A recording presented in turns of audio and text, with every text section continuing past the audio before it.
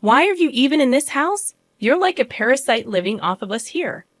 As soon as the words left my mouth, my mother-in-law wasted no time throwing my belongings out of the window. I protested her irrational actions, asking, "What did you say? Don't you dare talk back to me. Can you pick my stuff up, please?" I pleaded. In response, my mother-in-law put a knife to my throat, paralyzing me with fear. "Get out, or this won't just be a game anymore." "I understand. If that's the case, I'll leave immediately," I replied. She gave me a week to vacate the premises, and I showed respect, though I couldn't suppress a hidden amusement beneath my straight face. Little did she know that I was the one supporting this house. Despite the torment I endured living with my mother-in-law, the fear from earlier vanished. I thought, if you've got what it takes, then prove it. "I'll give you a week. I expect you to be out of here by then," she declared. "Thank you," I said, showing respect, though laughter lingered just beneath the surface. Hoping she didn't notice, I believed my departure would bring peace to our home. Little did she know, leaving her in the family home, I moved to a high-rise apartment. Eventually, she would learn the truth, but by then, it would be too late. I am Valerie Reynolds, applying my past work experience while working from home. It had been 5 years since I married Justin, expecting a peaceful and happy life. However, life took an unexpected turn when Justin had a construction site accident, resulting in the loss of most of the use of his dominant arm. Grateful that he survived, I found myself in the hospital room, tears streaming down my face. My mother-in-law arrived, seemingly oblivious to my presence, rushing to Justin's side. She suggested he stay with her, and I was taken aback by the proposal. When she noticed my surprise, she coldly questioned, "What's wrong? Do you have a problem with that?" "No, it's not that. It's just a bit sudden. With my son like this, I can't leave everything up to you," I retorted, irritated by her words. Justin, however, expressed his trust in me, saying, "Valerie has been working hard all this time. That's why I trust her going forward."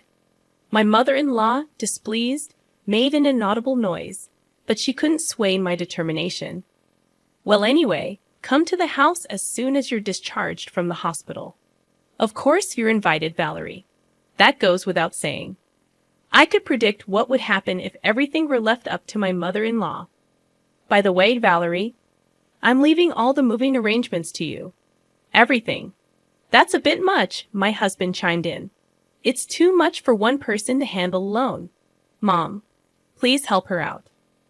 I hoped he would insist more strongly, but it seemed my mother-in-law had no intention of helping and ignored my husband's words. "I have my own things to do, you know," she smirked at me, unnoticed by my husband. It felt ominous, and so began our life living with my mother-in-law. A month later, my husband was discharged from the hospital, and I was busy with the move, leaving the task of picking him up to my mother-in-law. She came to me and said, "Aren't you done yet? I told you today was Justin's discharge day, and yet you didn't even come to pick him up."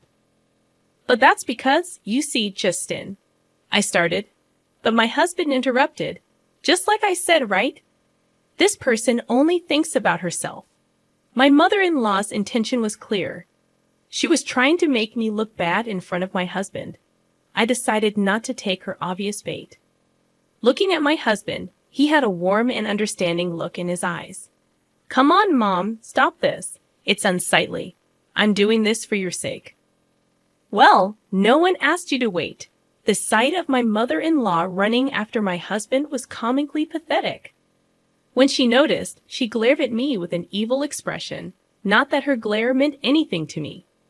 "Justin, you can just take it easy and relax at home from now on," I suggested.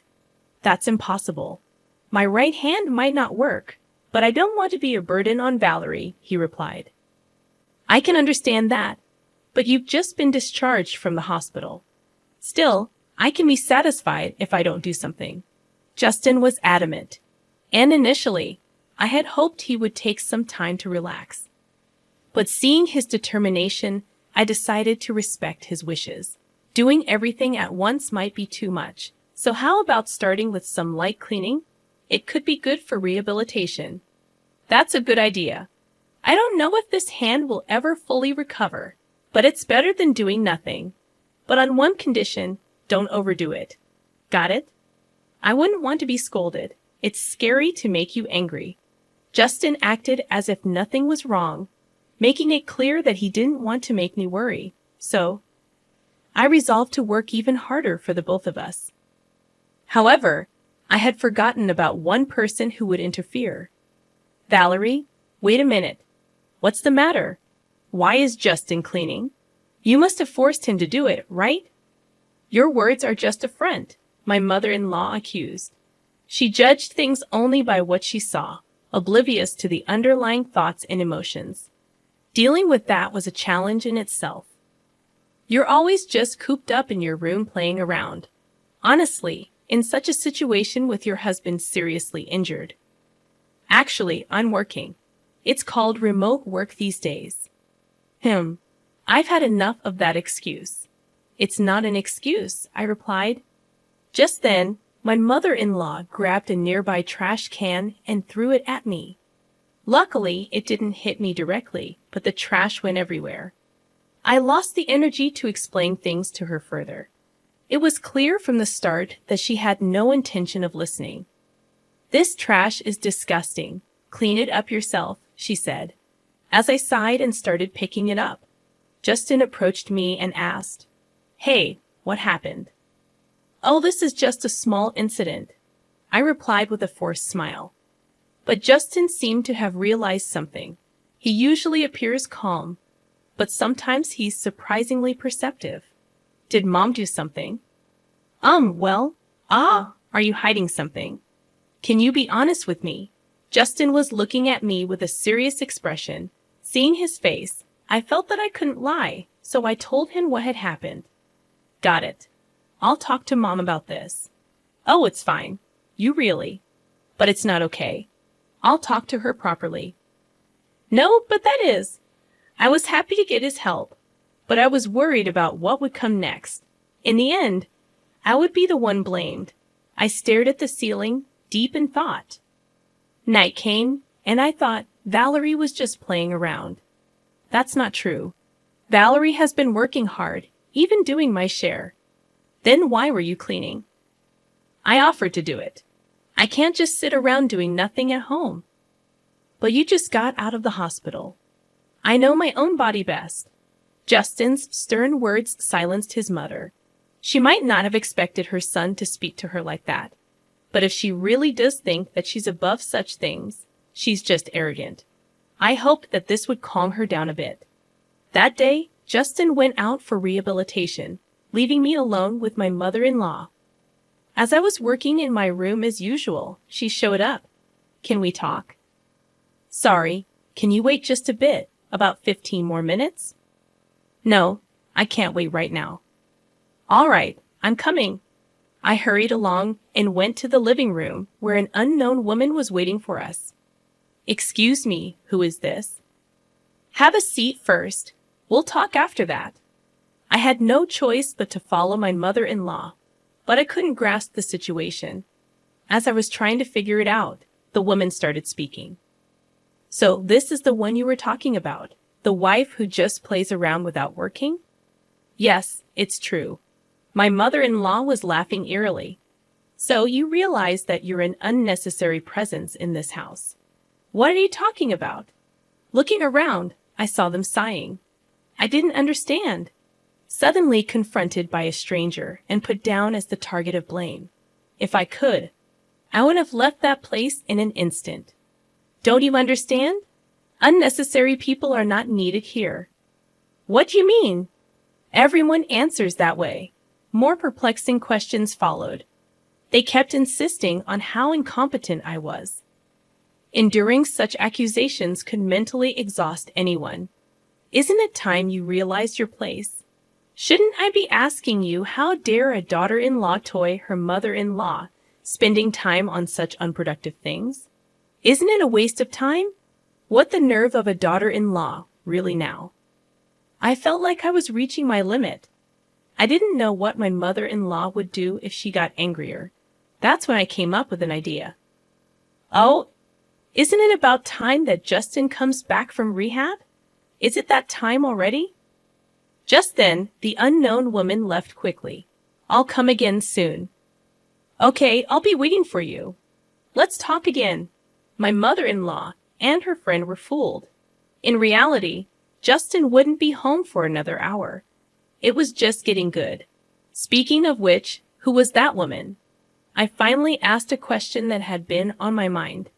That's Susan, a close friend of mine. She wanted to meet you after hearing about you. It wasn't hard to guess how my mother-in-law had introduced me.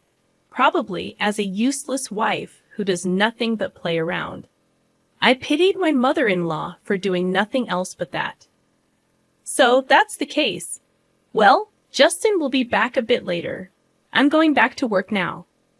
As I was about to return to my room, she said, Wait, what do you mean? Just as I said, he's not coming back yet. You lied. You didn't realize. Why do you act like this? I decided to use this opportunity to speak my mind. Any further interference from my mother-in-law would just be a nuisance. Actually, you were the one who started things, right? You called your friend because you can't do anything alone. That's not true. I can handle you fine by myself.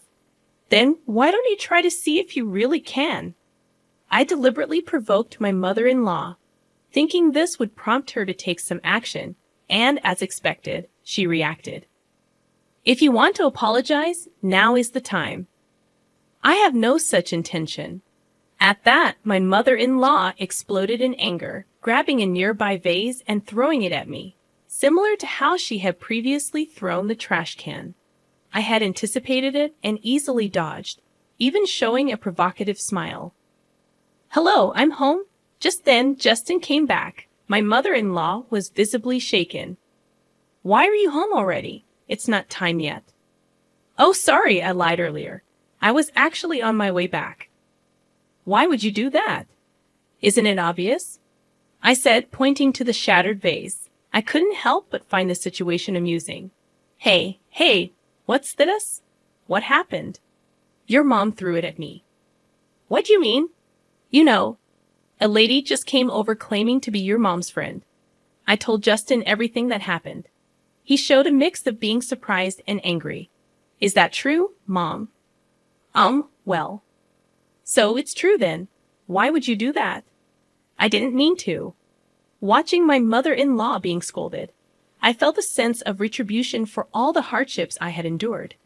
Well, I have something to do, so okay, wait. I ignored my mother-in-law's words and returned to my room, thinking this would end her bullying. I truly believed it. After that, calm days continued for a while.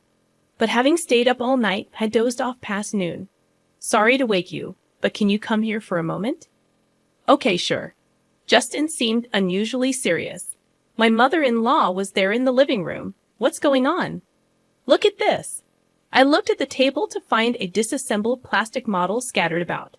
It was one of Justin's hobbies, and he had treasured it. When I came home, it was like this. Do you know anything? No, I have no clue. I couldn't think of any reason for it.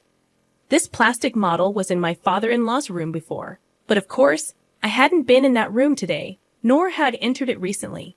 Someone must have broken it for it to be like this. My eyes naturally turned towards my mother-in-law. She was the only suspect. My mother-in-law had a strange, eerie smile on her face, like she was possessed. I understood the situation. Even if someone broke it, I was out. I met Justin on my way back from Susan's place, remember? Yes, but... And then I found this in the room. My mother-in-law was holding a shiny object. Is that an earring? I instinctively checked my own ears. My left earring was missing. I was certain of my suspicions. It was clear revenge on me for last time. This is yours, isn't it, Valerie? And it looks like only the left one is missing. I took a deep breath. Showing anger now would mean that I would be playing into her hands. Indeed, it's mine. But isn't it premature to conclude that I broke it? Making excuses is so unbecoming. We have evidence. Still, anyway, it's broken. Wait a minute. Justin left the room. At that moment, my mother-in-law's gaze was fixed on me. The situation made me feel like Justin saw me as a criminal, and I just stood there stunned. It's a shame. This would have been the end of you if you did it. You set a trap, didn't you? You'll find no evidence anywhere. If only you had followed my advice, this wouldn't have happened. If I explain things to him properly, he'll understand, will he? Her words became reality. No matter how much I insisted to Justin that it wasn't my fault, he wouldn't take me seriously. Wait, I haven't done anything wrong. Maybe. I get it. He immediately averted his gaze. Laughter echoed from behind us. See? I told you so. What does that matter? It's sad that you don't want to admit defeat. After that, I immersed myself in work. It was almost like escaping from reality. Conversations with Justin became less frequent, and about 2 weeks went by. During this time, my mother-in-law seemed quite pleased with herself. You seem down lately. Is there something troubling you? There's no need for you to worry. Please stop. It's too late for that. Acting tough is useless. On this day, my mother-in-law was in an especially good mood. My feeling of foreboding came true, eventually becoming reality. It happened while I was cleaning the room. Why are you even in this house? You're like a parasite living off of us here. What's gotten into you all of a sudden? You always talk back, such a noisy daughter-in-law.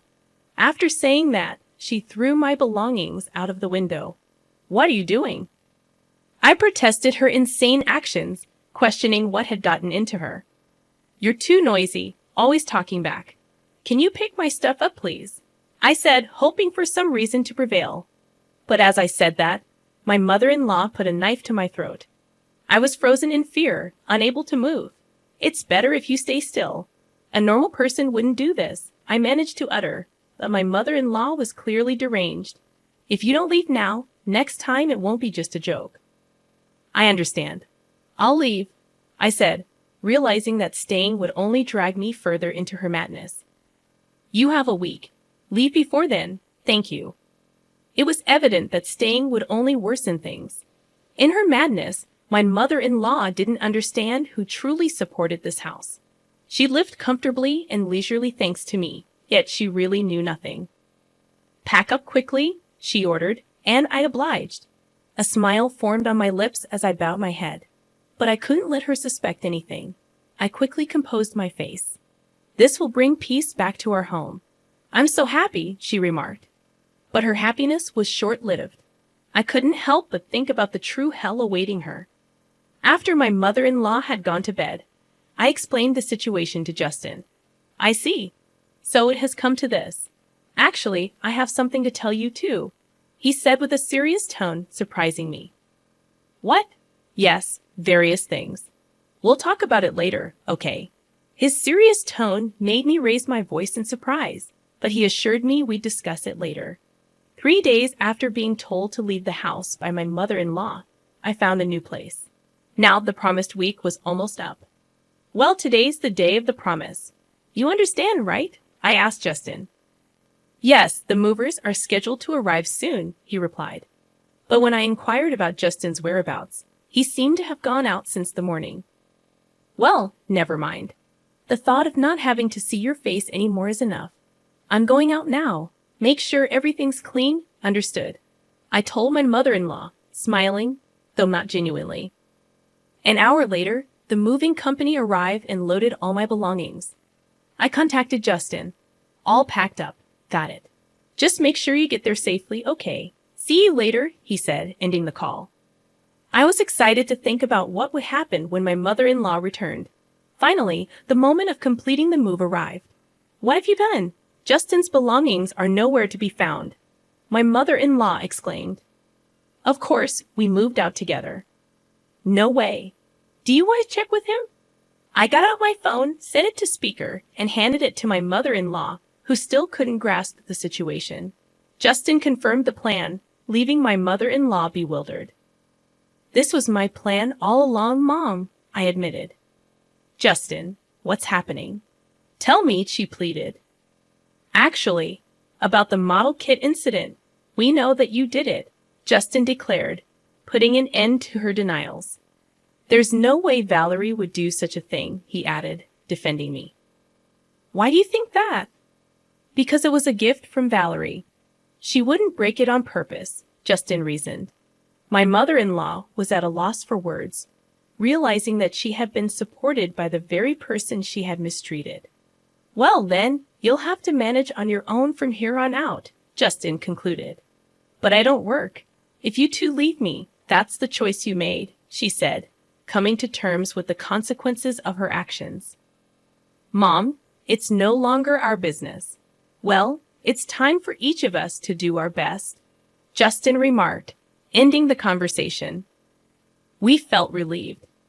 We had hoped for a good relationship at first but quickly gave up.